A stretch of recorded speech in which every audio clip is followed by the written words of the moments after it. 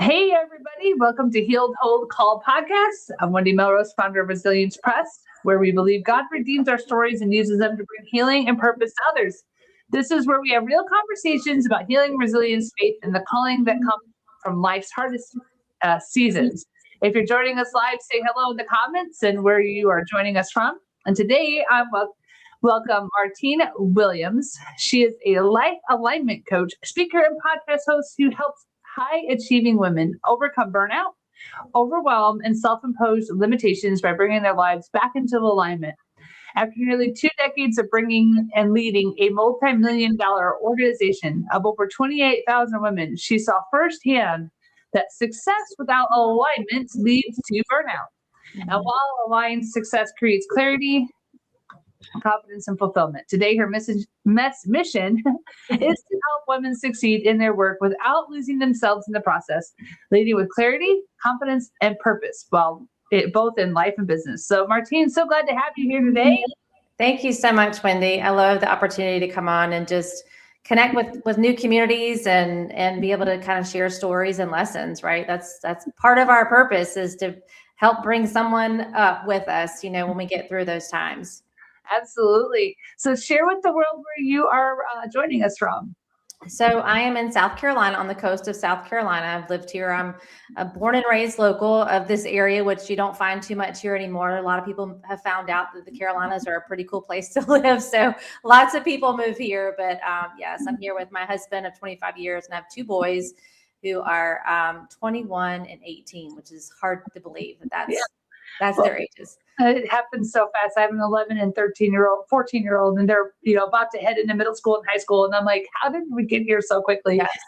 And so I always tell my friends who have the little ones, and I'm like, I know you don't like hearing, cherish the moments, but literally, people try to tell me that. I'm like, yeah, whatever. And it's so true though. Yeah. The days are long, but the years are short, is what I tell everyone. The days are long, but the years are short. So it's so true. Yes. So I would love to start with the first question. And when you work with high achieving women who feel burned out, what is the one of the biggest signs that their success has become misaligned with who they really are?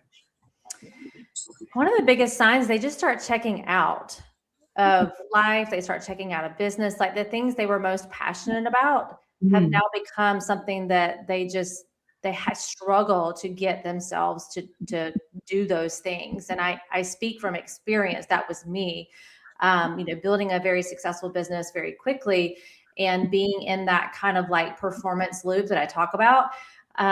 You just look in the mirror and you're like, who is that person that I'm looking at? You can't recognize her anymore. And so it really just becomes a thing where you start checking out of life, checking out of business. You start checking out of those relationships that you used to look forward to talking to and talking with. And you might overreact to the smallest of things. So your child does something very minute and you have this really big reaction to it. Another sign is that you are having kind of irrational thoughts. I had a client just recently who was looking up houses on Zillow to really uproot her whole family and move to a completely different city because she was just feeling this burnout and this misalignment that was happening in her life. She's a mom with a brand new baby, 2 other kids at home. And so it was just these expectations we place on ourselves. But those are usually the ones that a lot of people don't recognize. They think of burnout or misalignment as overwhelm or exhaustion, but really it's some of these smaller things that become these red flags that you want to really tune into. It's so true. And, there's so often that I find myself as a business owner where I just I feel if I start to feel burnt out, it's time to take a vacation. I can feel one with the cell phone off, unplug, go do fun things. I'm not saying you have to sit in the woods and just stare at nature, right? But whatever it is that causes you to refuel the fuel tank, and it might be Colorado mountains, no cell phone, no people. No engagement, no things other than walking in nature. That's not my thing. I like to go do fun things in town with my cell phone off and with my kids. Yes. But it's all different to everyone. And I did that in November. I just felt like just overwhelmed by everything. And I'm like, I just need 4 days. And it actually, what's interesting is with the cell phone off, without the pings, without all the obligations, my fuel tank refilled really quickly. I only needed about 3 days. And I'm like, Okay. Yeah. Now it felt really good. So sometimes I think we don't give ourselves the permission to just say, I'm taking a break. And then for sure. Yeah, for sure. And we all have different. So one of the science-backed tools that I use in my coaching is called the Pro Scan. And it really identifies what your energy level is, like what your capacity is. And we all have different ones. So if your capacity is a little bit lower, but you're hanging around a lot of people in your peer group or a mastermind, or even just your friend group that has a higher capacity than you, then you're going to try to rise to meet them at their energy level. So it's just knowing what yours is and honoring that. And honestly, building a business and a life that you don't feel like you have to escape all the time. Like that's no way to live, right? When you feel like you're having to escape it. Vacations are great, but how can we create a sustainable rhythm for you, a sustainable business that you don't feel like I'm going, and then I hit the wall, and then I have to go take a 4-day vacation. Like vacations are amazing, but if we're not changing the underlying conditions, you're just coming back to another schedule that is not meeting your capacity or not meeting your personality and how you operate. That's so true. And plus you have these variables in life that kind of come in that you can't control, right? A death in the family, things that happen, that it's okay to give yourself permission to just not check out. It's almost kind of like do what you can and give yourself freedom to go lay down and allow your body to process the things. Because it's not like this isn't going anywhere. Right. Your circumstance isn't changing. Mm-hmm. Right. Yeah. And your business isn't going to just implode because you lay down for an hour to just allow yourself to feel. Yeah. Yeah. And that's the checking in part, right? Instead of checking out, you really at that moment need to check in. What's going on with my energy? Am I getting enough sleep? Have I been eating, the right foods that actually fuel my body? Am I staying hydrated? Am I giving myself permission to rest? Mm-hmm. Right? Versus just pushing through the hardness. Am I giving myself permission to feel the emotions of the circumstances going on right now? Right. So it's just, again, it's that leaning in versus I'm going to check out and numb out until this circumstance changes, because the circumstance might not go anywhere for a while, but you can absolutely control how you're responding to that circumstance. And that determines the joy that you can still feel, the peace you can still feel in the midst of a really hard time. Right. And like, if somebody were to meet you today, what was the 2 and 3 moments? Like, I know you talked about how like you left like this big company or like opportunity, but what was the 1 or 2 to 3 moments that really shaped the journey that brought you to what you're doing today? I think it's really it's my 2 burnout stories. So my first company, so I was in direct sales for 16 years, was one of their top income earners, and built it very fast in the first 5 years, and was also raising a family at the time. My son was 1 when I first started building this business. And then I had another son in the midst of that. And I just remember I was preparing a training for my team, and it was about rating the key areas of your life and then setting goals on those areas. Mm-hmm. And I could set it for finances. I could set it for, my family and my faith and things like that. But I kept skipping over this one area. And finally it came down to where I couldn't skip it anymore. I was getting ready to give this training to my team. I'm like, okay, I don't ask them to do anything that I haven't actually gone through myself. So I remember sitting on the couch, and my husband was sitting in the chair beside me, and I was trying to look at this area and really think about it and set goals. And it was the area of hobby and recreation. So what would I do for fun? What's something that I would do for fun?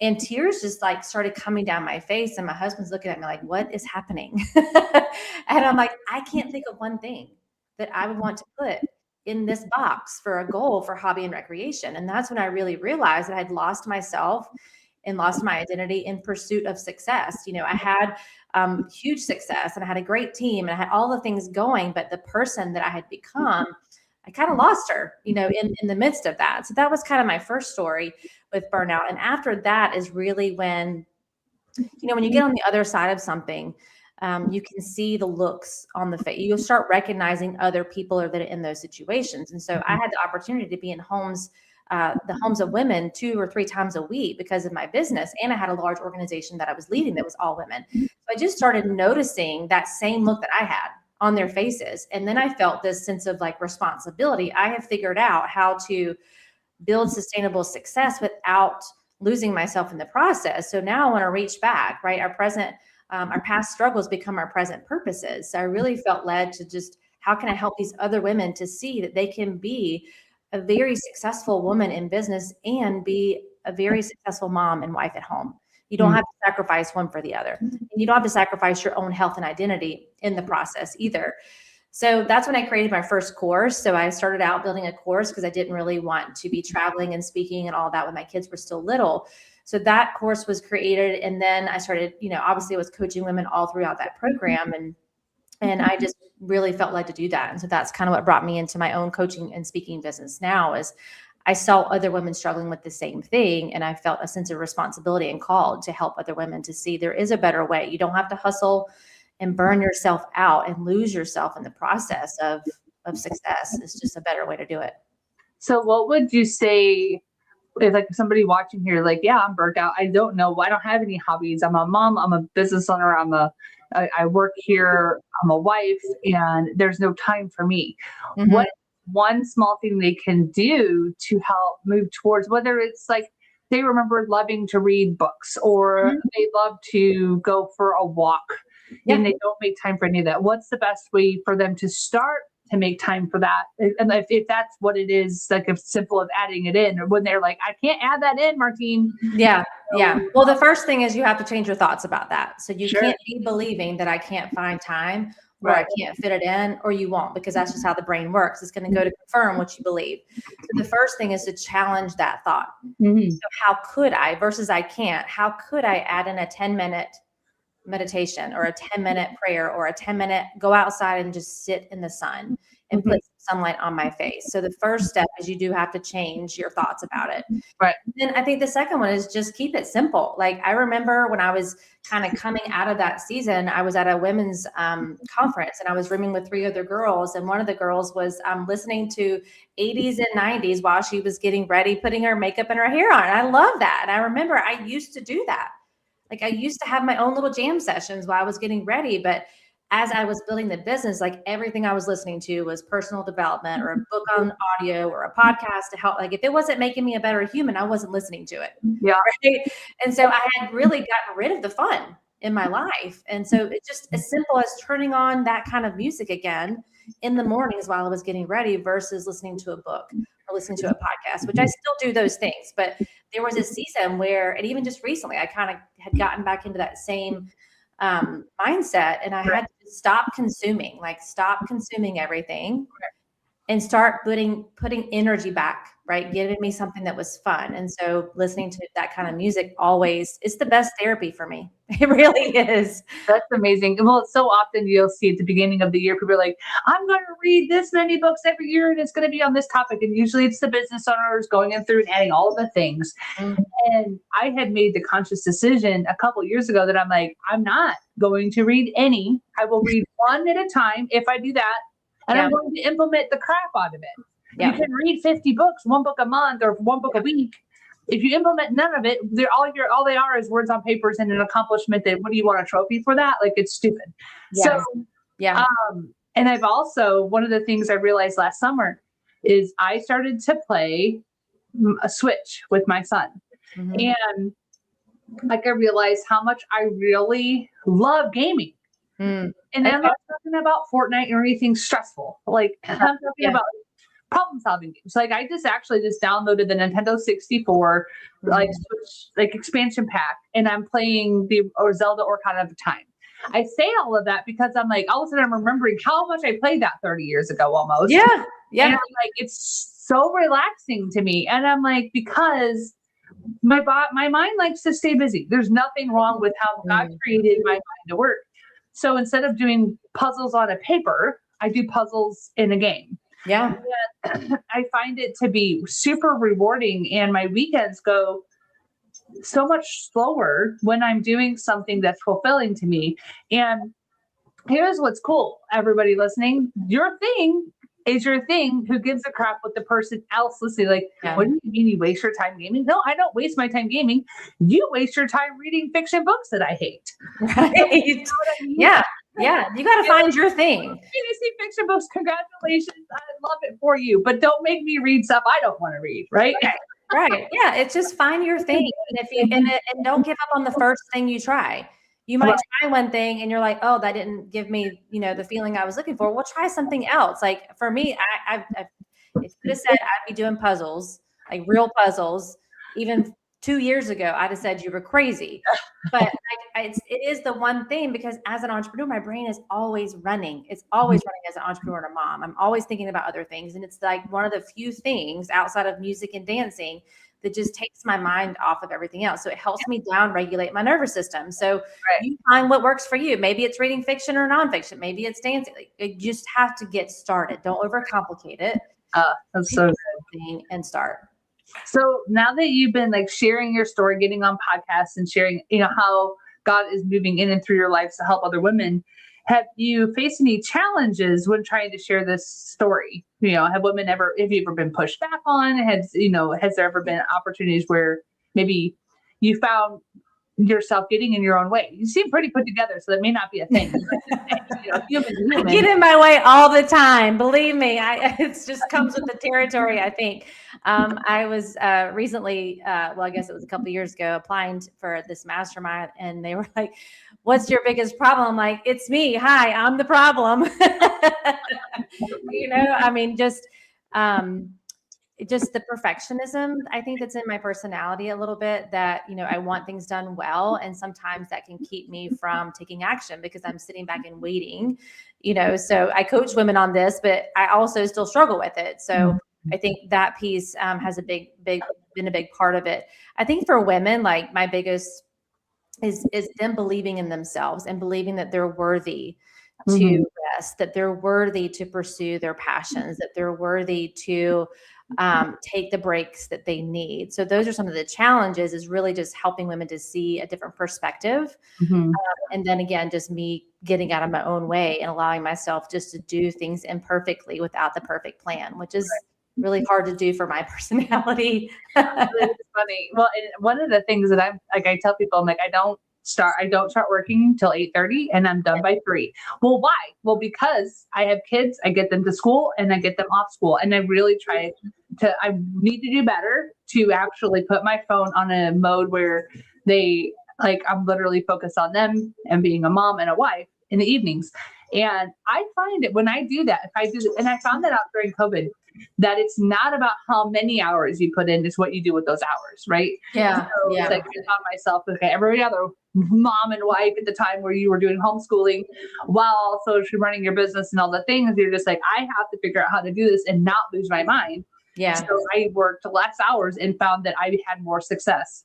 Yeah. So, and that's one of the things I'm learning again this year, is that the less I do, the more successful I'm becoming. Yeah.